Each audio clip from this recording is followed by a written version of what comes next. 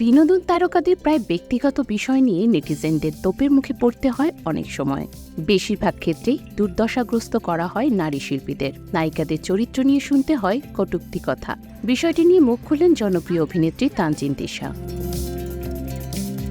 ফেসবুকে অভিনেত্রী লিখেছেন, কথায় কথায় নায়িকাদের চরিত্র খারাপ কেন?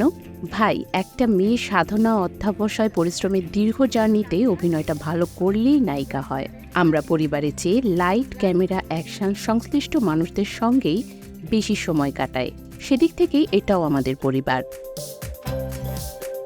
আর পরিবার হয়ে উঠলেই গভীর সম্পর্ক গড়ে ওঠে। যেখানে সম্পর্ক আছে সেখানে ভুল বোঝাবুঝি আছে। আমার মা বাবা ভাই বোনদের সঙ্গেও ভুল বোঝাবুঝি হয়। কই, তারা তো চরিত্র নিয়ে প্রশ্ন তোলে না। তাহলে আপনারা আমাদের কেমন পরিবারের সদস্য হলেন যে কথায় কথায় নায়িকাদের চরিত্র নিয়ে ছোট করেন?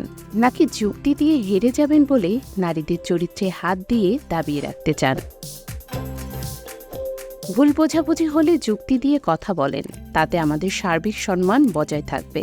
আপনার পরিবারের কাউকে ছোট করে কি আপনি বড় হচ্ছেন ভাবছেন? এমন স্ট্যাটাস দিয়ে দর্শকদের প্রতি ক্ষোভ প্রকাশ করলেন ছোট পর্দার জনপ্রিয় অভিনেত্রী তানজিন তিশা।